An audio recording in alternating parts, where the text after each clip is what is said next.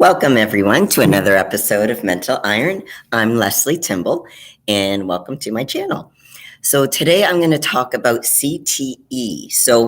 Now I can't pronounce it properly, but if you Google it, it'll come up. CTE stands for chronic traumatic encephalopathy. I think is how you pronounce it. Basically, what it is that it's a brain condition. It's a brain condition linked to repeated injuries to the head or blows to the head. So a lot of people in sports will actually go through this. Oh, hi, Alaric. How are you? Welcome. So once again, just to remind you guys, I do start with a topic, but we can talk about anything. Just put any kind of questions in the chat, and I'm happy to address them. Whether it's about CTE, whether it's the topic of today, or maybe it's something completely different. Later on, we will be talking about the upcoming Arnold's and some of the changes that are happening with that. So the reason why I'm talking about CTE is that I don't know if you guys follow Johnny Bravo, but he's been doing some episodes on this guy. You may have heard of him. He was in UFE, Phil Baroni. He was recently arrested for allegedly killing his girlfriend. I believe it was in Miami. Hold on, let me see. Or was it Mexico? Sorry, Mexico. He's in a Mexican prison. I don't know if there's been any updates since a few days ago. I haven't had a chance to check. But basically, it's highly suspected that Phil has CTE. Now, here's the thing. You cannot diagnose CTE for sure unless an autopsy has been done. Now, that means when someone's alive, there's no guarantee they have CTE, but given a lot of the behavioral symptoms, it would indicate he does have CTE. So once again, CTE is a brain condition linked to repeated head injuries and blows to the head. So basically, how does CTE, if someone has CTE, how does that affect their behavior? Well, they have trouble remembering things and concentrating. They can have changes in behavior such as violent mood swings, aggressive behavior, so violent outbursts, frustration. They can have a lack of interest in people that they used to. So they can have memory loss, confusion, impaired judgment, a lot of impulse control issues. They can have aggression, depression, anxiety,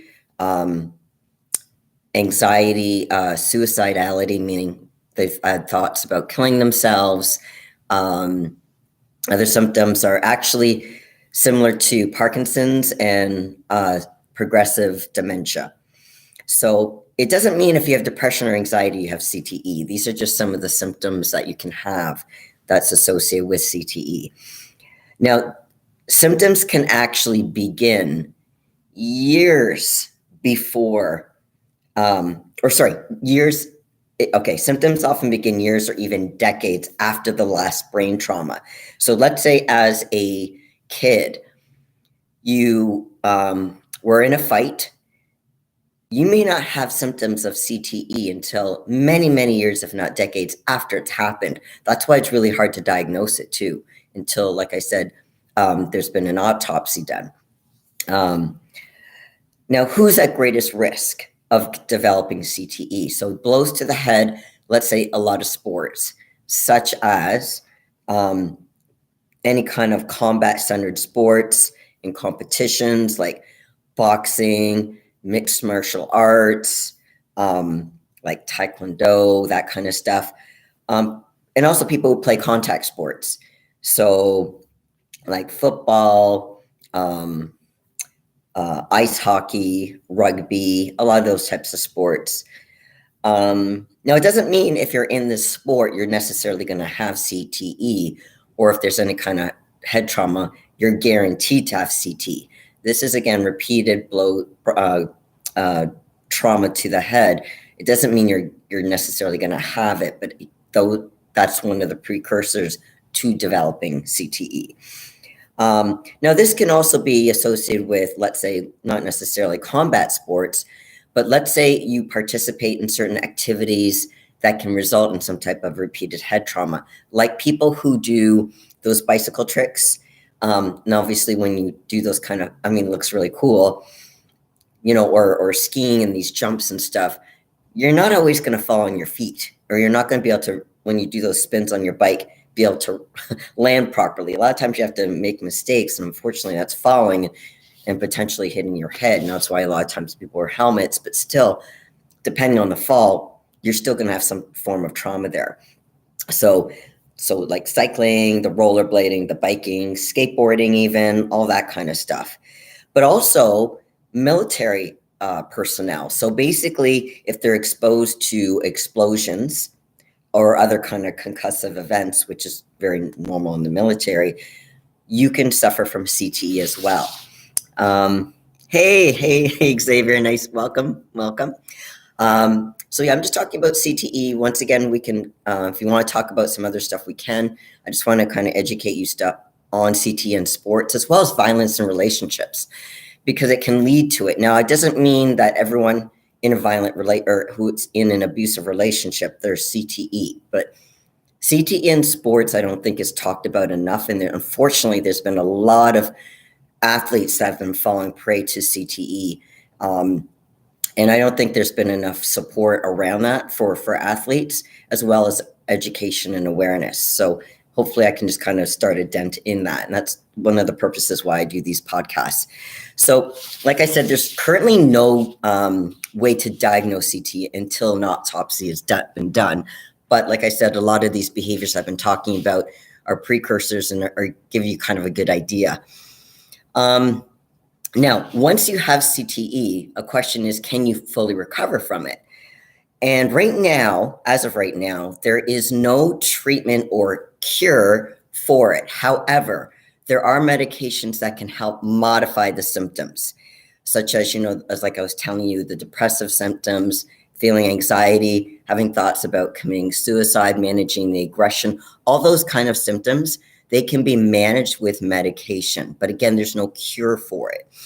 Now, if someone has alcohol, does that make the CTE symptoms worse? Absolutely. Drugs, alcohol, all that kind of stuff, because it exacerbates the already existing condition.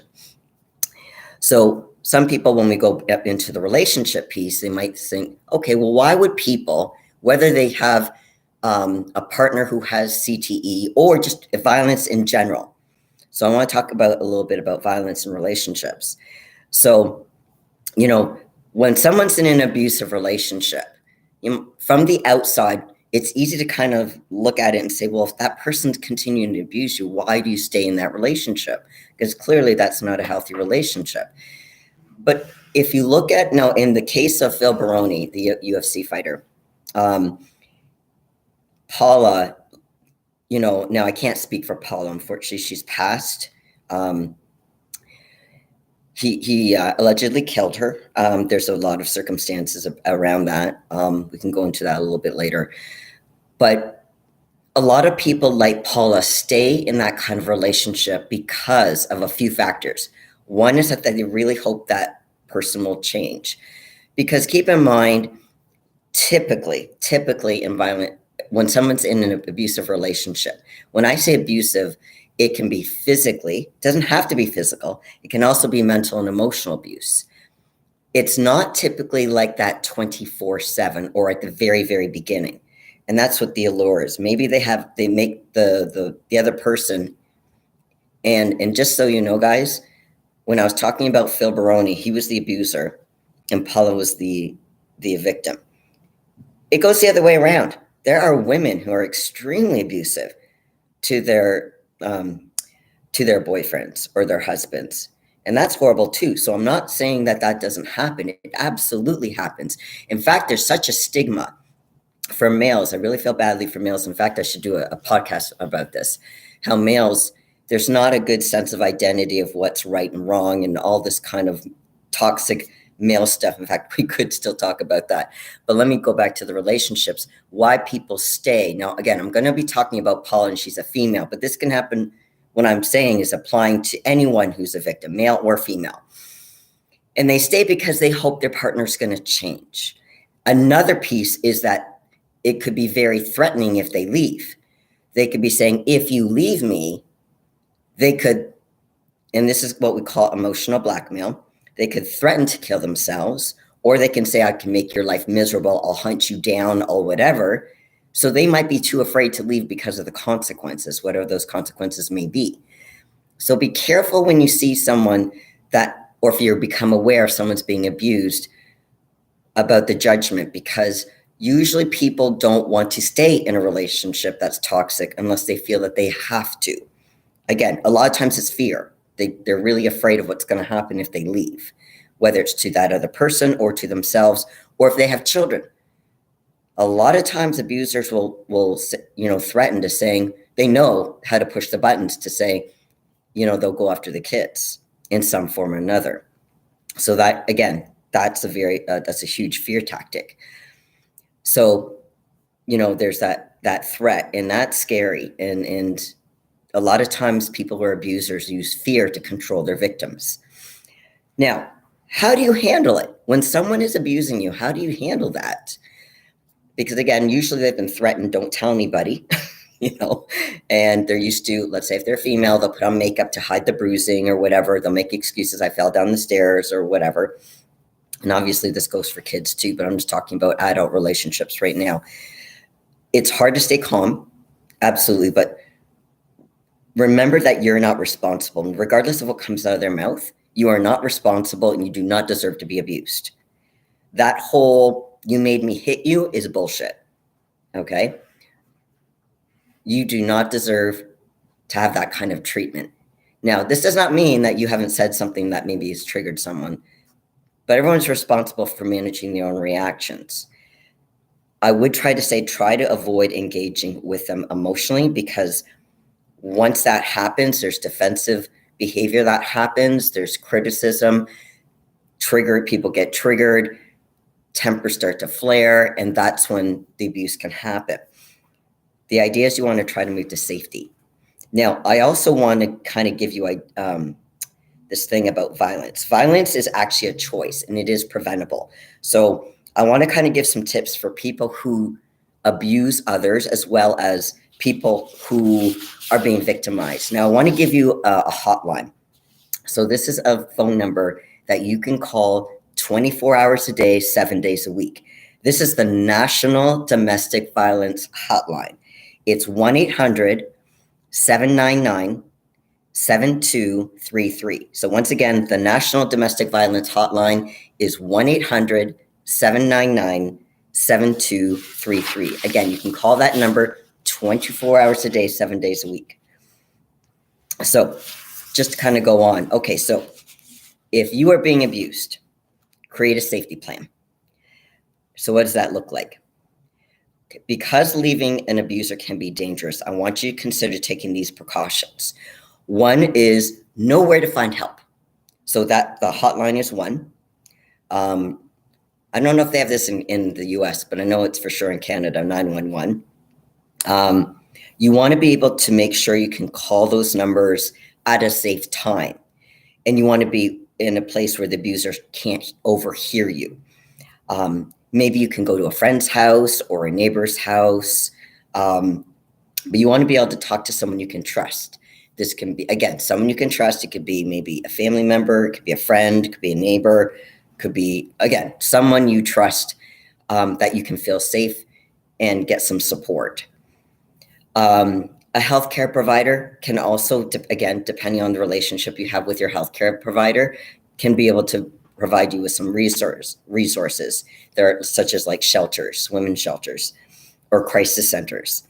A local court, if it comes down to that, a court can help you obtain a restraining order that legally mandates that the abuser stay away from you, or they face arrest. There's that consequence. So it's important to have some local advocates to basically help guide you through that type of process. Pack an emergency bag that includes the items that you'll need when you leave, such as extra clothes, keys, money, and leave that bag in a safe place. Be ready at a moment's notice. So that means if you have access to a car, have the car fueled up and have the car facing the driveway exit and with the driver's door unlocked, especially if it's in a garage, so that you can get in and out in an emergency as fast as possible. I want you to practice, obviously when the abuser's not around, I want you to practice grabbing your bag and escaping safely and as quickly as possible. So rehearse it. If you, again, this is so you can have this under your belt if needed. Also be aware of your abuser's red flags. So what do I mean by red flags? Usually when you get to know someone, you can get to know a certain pattern of behavior. Let's say they have a vein in their forehead that starts to pulsate. Usually you can tell by, let's say, their facial expressions. If they look angry, if they're, let's say, raising their voice, if they're starting to curse, there's usually a pattern of behavior. Those are red flags that it's going to get serious. So stay alert for those signs and cues. And then I want you to come up, if you come across that, come up with some, and have some of these ready in advance, some believable reasons that you can use to leave the house, both during the day and at night, if you sense trouble brewing. Identify some safe areas of the house. Now, this is in case the abuser attacks or an argument starts. So avoid small enclosed spaces like without exits, like a closet, bathrooms, because sometimes bathrooms have just a small window. You want something that's big that you can get out of if need be. Or rooms with a weapon. So example, the kitchen. You want to avoid the kitchen because there's too many sharp objects in there. So if possible, you want to head for a room with a phone and an outdoor or a way to a door or a large window you can get out of. Also, come up with a code word and share that code word with someone you trust. This code word can be a word or a phrase or some type of signal to let other people know, like friends, neighbors, coworkers, that you're in danger and that they should call the police on your behalf if you're not able to do so. So these are just some examples. Now, I've been asked, Lesley, can abusers change for the better? And I tell them, it depends on the abuser. If they want to change, it's one thing if someone says, Lesley, I have a temper. I tend to take things out on my significant other or my kids or whatever, but I want to change. I just don't know how. Okay, at least they're open-minded and they're willing to work through it. If they're the abuser and they're like, this is all their fault, they make me do this and they take no ownership and they're not willing to, then it's really hard because they're not being open-minded. It's one thing to say I'm having a hard time doing this versus, nope, I'm not the problem, they're the problem. You can't help someone who doesn't want to be helped. That's the key. So as much as it's nice to be able to try to help everybody, not everyone's open to those suggestions or to do the work to be able to do that, because it is work to actually change. Now, what about if let's say someone comes to you or you observe a friend or a family member and you suspect that they're being abused by their partner. So it's not that you're being abused, but someone who is being abused. So what can you do to help them? Now, this has to be done really carefully because abusive behavior doesn't go away on its own. It's important if you're aware of, let's say you have a buddy and you're aware that he might be abusing his girlfriend. You might be saying, well, it's not my place. Well, if you're a good buddy, depending on how you do it, and it obviously has to do with timing, it's important to be able to have a little bit of a conversation with him. If you're a real friend, you're going to try to help. Now, if he doesn't accept your help, okay, at least you tried. And again, it's about timing. You don't want to get him when he's in a rage, but it's really important to choose the right time and place to talk. So obviously not with other people around. Approach the abuser when they're calm and offer help. So you can be direct and clear. And the way you do this is you make observations, not accusations. You just say, hey, I noticed that when you do this, this happens, okay? And you just be a bit more specific. And this is not about blame. This is, again, making observations, not accusations. There's a difference. Remind them that you do care, to say, you know what, this can't feel good. Good, good and good for you, because it doesn't feel good to make other people feel crummy. It can feel good at the time because you're feeling angry, but afterwards there could be regret, and that doesn't feel good. It's okay to say that. And you don't want to fight with the abuser. This is not about having a debate that you want to try to aggravate them more. That's the last thing you want to do. And you don't want to force them to do anything that they're not willing to do. Again, it's just your job as a friend to bring it to their attention. That's it. If they do something about it, great. And you can always help them with that, whether it's helping them access, let's say, that hotline to be able to get some further support, or a therapist or something like that. That's fine if they want that. But you can't force anyone to do anything they don't want to do. And like I said, you don't want to aggravate the situation. So you don't want to shame them. That's the last thing you want to do, because when we screw up, no matter what we do, we don't need to be reminded of that. Like I said, it's just making an observation and say, look, this can't be great. Is there anything I can do? Or have you thought about talking to someone? It doesn't have to be a long conversation. You don't have to go into details. It's just kind of letting them know you care and that you notice this, and can you help? So, it's really important, again, like I said, to be able to approach this with a proper timing and try to keep calm. It's not fun. And if you notice that they're starting to get agitated, you say, look, you know what? If there's anything I can do to help, please let me know, and then drop it.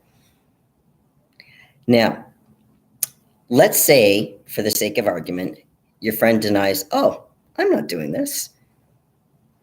I think you're mistaken. I think you're misreading the situation. I've never hit my girlfriend or anything like that. And let's say you've seen marks, or for a fact, let's say the girlfriend approached you and say, hey, this is what's happening. What should I do? If the abuser is denying that they've been abusive or that they don't want your help, you can still say that you're concerned for their safety of the partner and the children, if there's children involved. But again, you don't argue with them. You just you gently challenge them, just again, by just letting them know you're concerned about the situation, but don't engage if they get defensive. You can call the police, and yes, you could end the friendship from this. But again, it's about the safety of another human being and protecting them, and hopefully he'll be able to get some resources, even if they're court mandated, because he can't continue this behavior, whether it's with that person or somebody else. It's not acceptable. And if you're aware that someone is hurting another person, it's called integrity, guys.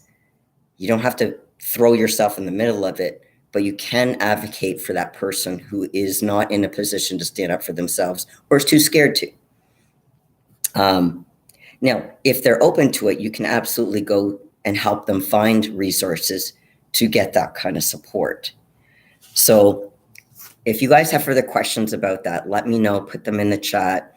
Like I said, we don't have to strictly talk about CTE. We can. I'm also excited about the upcoming Arnold, so we can talk about that too. Oh, Dave, sorry. Nice to see you. Oh, thank you, Dave. I appreciate it. Like I said, if you guys have further questions about CTE or violence in relationships, absolutely we can talk about them.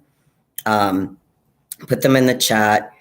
And like I said, violence isn't just males against females. A lot of actually, this is what I want to talk about, some male toxicity.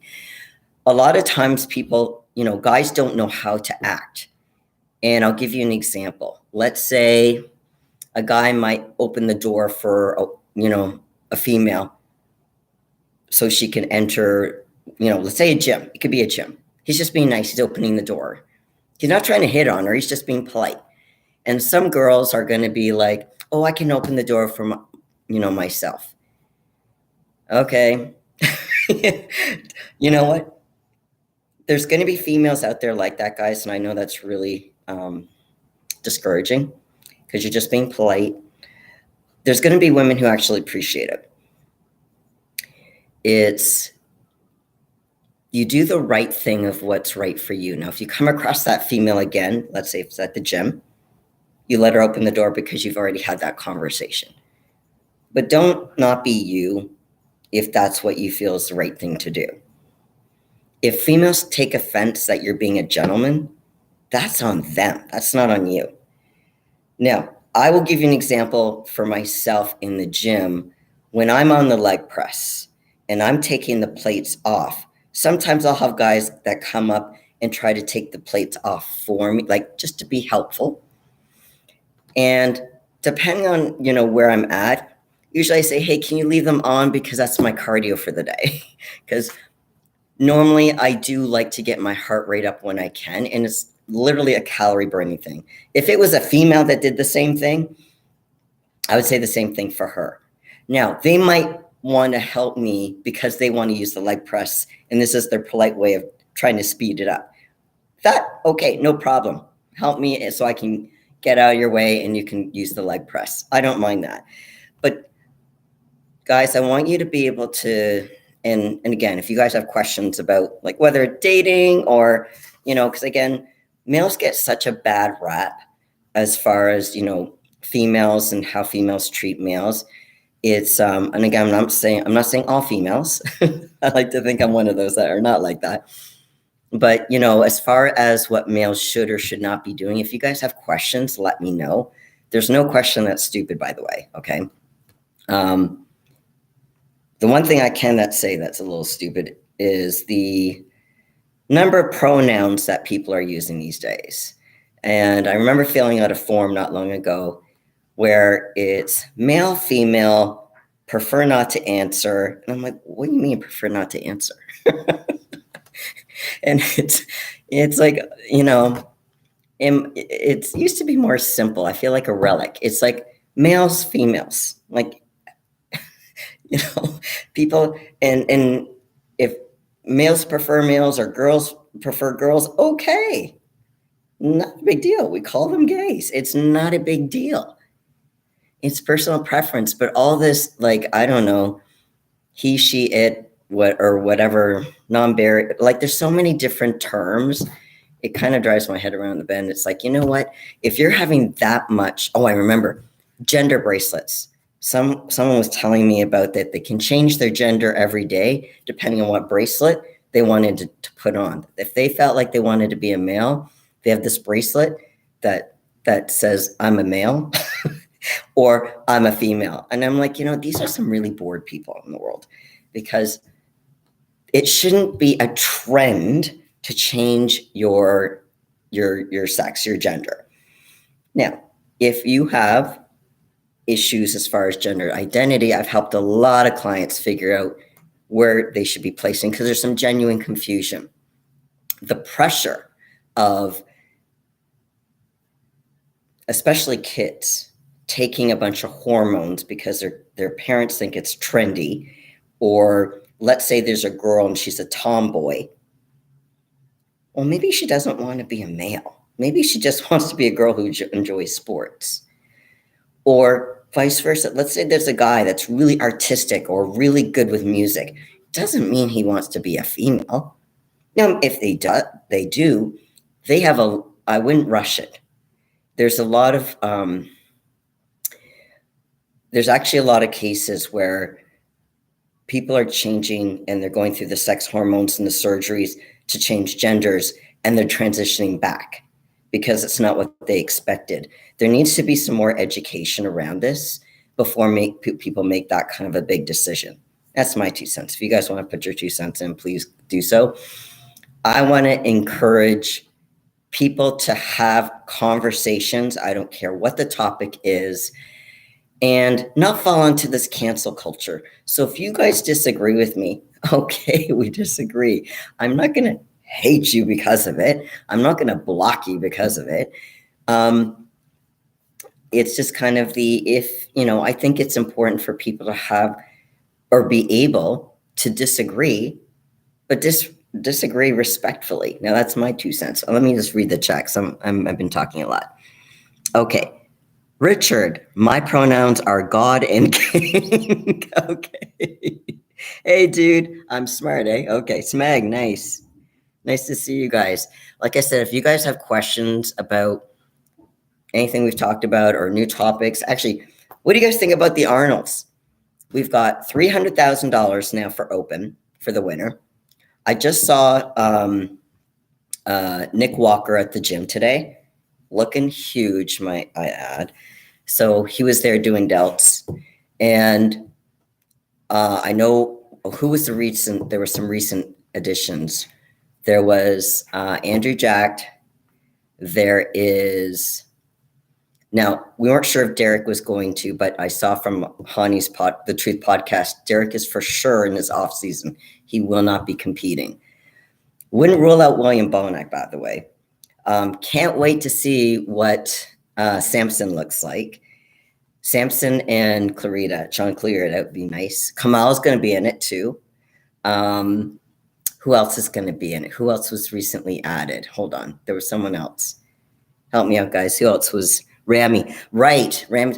Okay, so I'm a little confused about why Rami's doing this, to be honest. So my understanding, and I could be wrong, is I thought he had a nerve issue or he was going to have that investigated. Now, maybe there was an update that I missed, because I do try to watch as many bodybuilding podcasts as I can, including Desktop Bodybuilding, by the way. So highly recommend if you guys aren't following Xavier's channel. Desktop Bodybuilding has a lot of great. Actually, I just saw Xavier, your one with talking about Rami and comparing him with Samson. Yeah, I don't know if Rami, and I don't mean any ill will on Rami, by the way, guys, but I think his body needs more time to be able to investigate to see what's really going on and see if he can, really focus on those areas, whatever those might be, so he can bring his best to stage in November at the Olympia. Now, maybe, he needs to do this for himself to feel a little bit more of redemption, or even if he looks a little better, to show people that, let's say, instead, did he do 6? I'm trying to remember. Did he come in 6 at the Olympia? If anyone remembers, can you put it in the chat?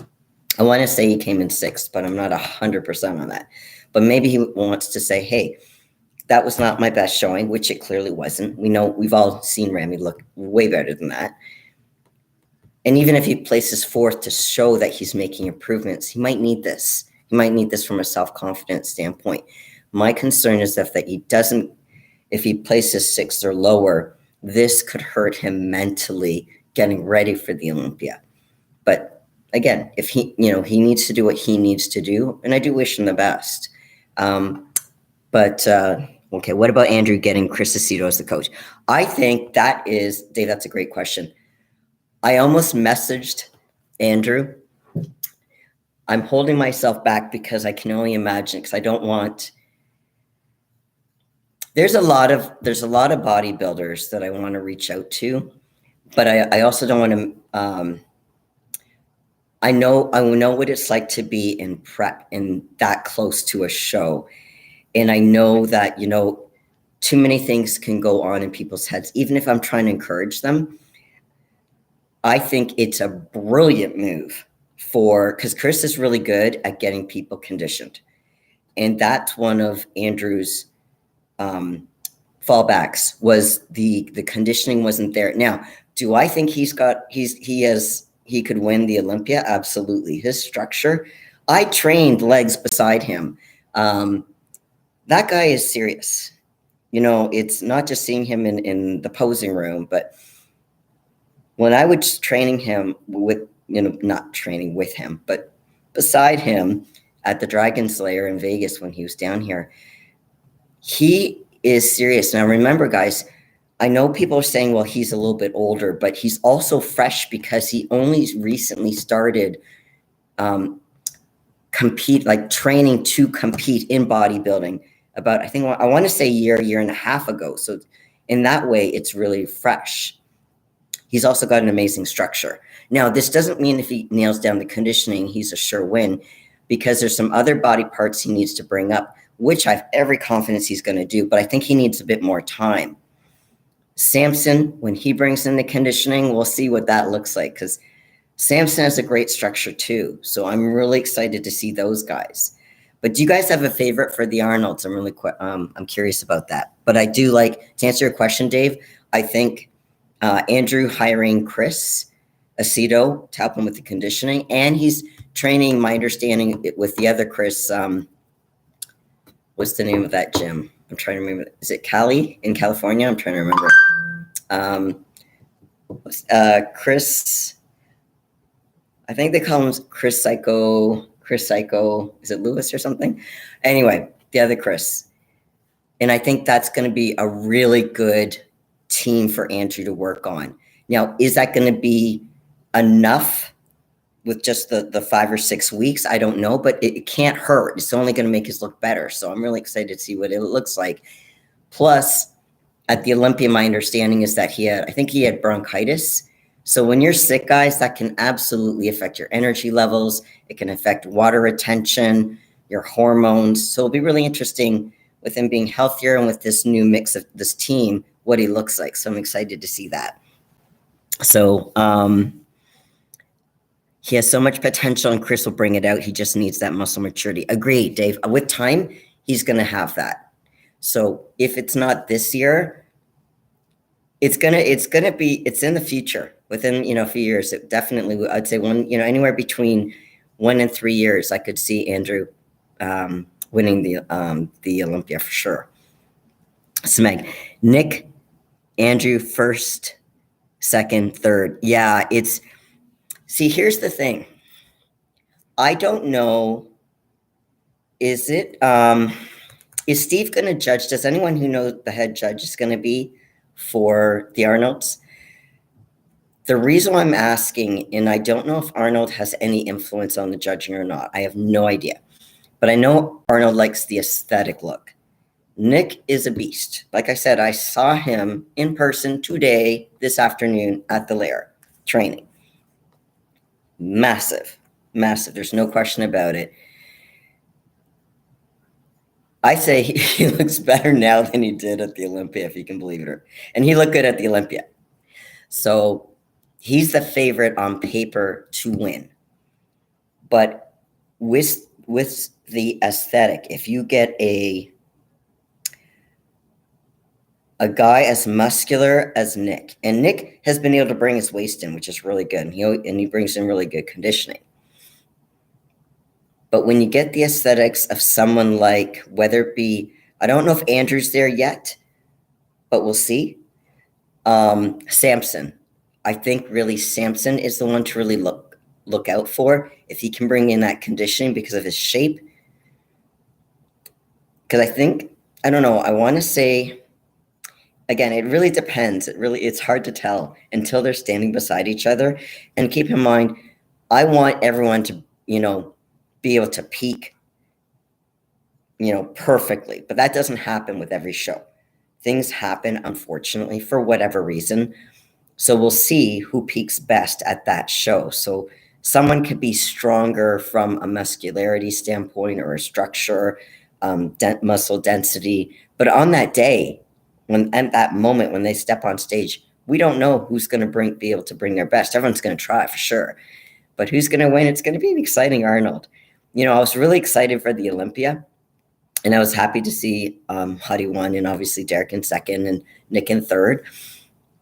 But this is anyone who says this isn't a stacked Arnold's is underestimating everyone at that Arnold's. Like I said, I'm not giving up on William Bonac either, because he's won it before. Now, I know people are saying he's older, which he is, but he brought up his legs, which wasn't it the Arnold? I want to say it was the Arnold's. What show was it that, he just amazed me. He just amazed me. So, and he's got dense muscle. Now, Sean Clarita, here's the other one. The thing is with Sean Clarita, and he looks amazing too. The thing is that when you're shorter in stature, and I know they call him the giant killer, and he deserves that name. But when you put him, say, beside Samson as an example, You can see changes with Samson more than Sean Clarita because he's so dense. He's so bubbly that even if he puts on more pounds, it looks like he's a bigger version, but it almost doesn't seem as much of a change. And that's what judges like to see, is change. Now, this is not to put down Sean at all, because I think he looks amazing. His shoulders are just, all his muscle bellies are just so full. And again, he brings in conditioning. I don't recall a show where Sean Clarita did not look amazing, like where he was out of shape or didn't bring the conditioning. I can't recall a single show where that ever happened. He's Mr. Consistency. So I would love to hear your favorites. I would like to see at the Arnolds. So Nick, or Smeghead, I got yours. I bet Arnold has a lot to say on judging. So Smeg, if that's the case, if Arnold has something to say, I'm not sure if Nick's is going to be in first. And again, I like Nick a lot. I think he looks amazing. It's a different look though. And Arnold does prefer more of that kind of classic look, and where you have that V taper and not as much muscle. So we'll see. We'll see. I mean, even if he has a say, how much say he has, I have no idea. And I don't know if Steve Weinberger is going to be the head judge or who the head judge is going to be. So we'll see. But remember, they always drop the high score and the low score, and then we'll see what happens with the rest. But it's going to be an exciting show regardless. To me, it's still stacked. Just because Hottie's not there and Derek's not there doesn't mean it's not a stacked lineup. I know that two of the guys, was it Charles and the Boogeyman? Oh my gosh, I can't believe it just went out of my head. But you guys know who I'm talking about. They had to bow out, and I don't know if that was because of injuries or something was going on, but they're not able to make it. But again, the other people that are there are extremely strong, and it's going to be a battle. It's going to be a really big battle. So that's what makes it exciting for the fans. So let's see. Any questions? Put them in the chat. Like I said, if you guys have favorites, put it in the chat. I'm always here. And again, if there's another topic you want to talk about it, throw it on the table. If there's any other questions, or if you want clarification on the CTE stuff, violence in relationships, any of that, let me know.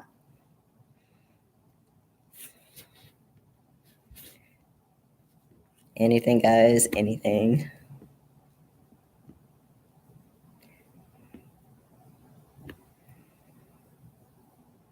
I will say I'm really glad that Nick went back with his coach, Matt. They have such a good chemistry together. And when you've got that kind of support, you feel like you can do anything. So, and that can give you confidence. Not to say that Nick isn't a confident guy, but even the most confident people have moments of doubt in their minds. And when you've got that cheerleader, that even if they don't say anything, you just know they're there, that can do such wonders to your confidence. And when you're more confident, you train, like when you're in the right headspace, you can train a lot better. Obviously, you're not going to be, you can put stuff out in the universe, things can happen. A lot of things, and I don't mean being overly confident, like and arrogant. I never got the impression, as much as Nick says I'm going to win, I don't see that as arrogance. I'm seeing that, or at least when my perception of Nick is that it's I'm checking the boxes, I'm sticking to my diet, I push myself with every friggin' training session, I do everything I can do, I take whatever vitamins I have to take, I try to get rest, I do my physio, or if I do my, if he does any kind of massage therapy, whatever. I do what I have to do because it's my job, and my job is to win. And so I don't see that as arrogant. I'm seeing that as someone who is putting their best out there.